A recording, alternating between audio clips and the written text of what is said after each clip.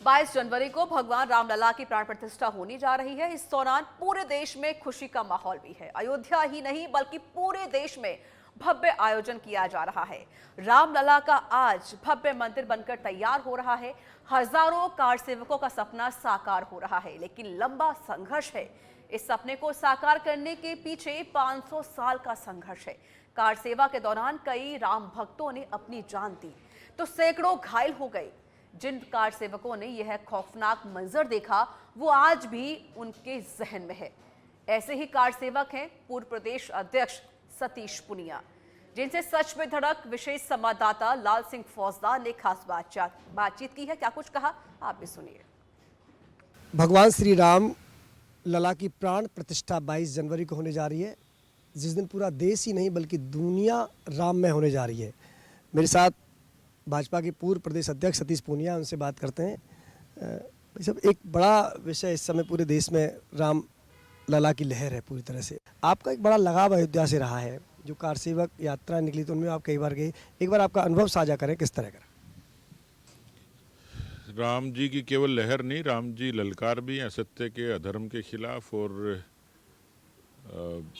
जो संघर्ष राम जी ने किया था धर्म के लिए, सत्य के लिए, उसकी जीत भी हुई। इसीलिए लोग दीपावली मनाते हैं, देश और दुनिया के लोग।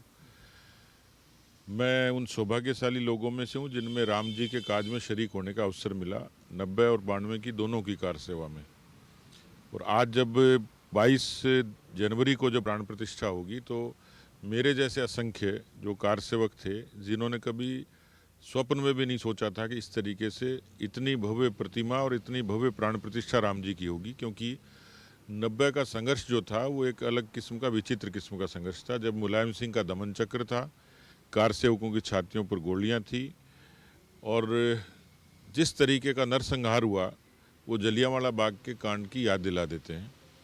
लेकिन 500 सालों का संघर्ष, लाखों लोगों का बलिदान, उसकी परिणति 22 जनवरी को होगी। लेकिन जो लोगों ने कल्पना नहीं करी थी उस तरीके से हम लोग, क्योंकि विद्यार्थी परिषद और युवा मोर्चे के एक्टिविस्ट हुआ करते थे और उस समय संगठन के ही निर्देश पर उस कार सेवा में शरीक होना था।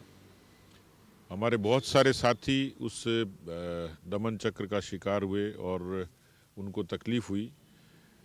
तो वो एक कालखंड था जिसमें उस परिस्थिति से हम लोग निकल के आए। इसी तर्ज पर 1992 में परिस्थितियां बदली, क्योंकि वो समय था मुलायम सिंह के दमन चक्र का। लेकिन एक दूसरा कालखंड था जब 1992 में कल्याण सिंह जी की सरकार थी और वही एबीवीपी के एक एक्टिविस्ट ने ये उद्घोष किया था, कल्याण सिंह कल्याण करो, मंदिर का निर्माण करो।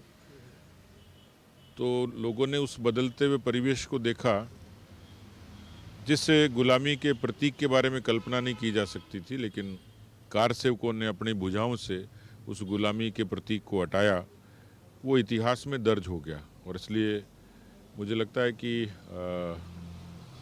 एक कार सेवक के नाते और एक ऐसे ऐतिहासिक क्षण का साक्षी बनने से जो गौरव की अनुभूति हुई है वो अपने आप में अद्भुत है। ये थे सतीश पूनिया। कहते हैं कि एक नारा बहुत प्रचलित हुआ था कि रामलला हम आएंगे, मंदिर वहीं बनाएंगे।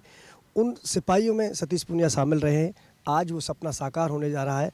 तो देशवासियों को तो खुशी है ही, लेकिन उन लोगों को बहुत ज़्यादा खुशी है जिन्होंने संघर्ष किया, अपना रक्त बहा, अपना पसीना बहा। वीडियो जर्नलिस्ट के साथ लाल सिंह फौजदार, सच बेधड़क, जयपुर।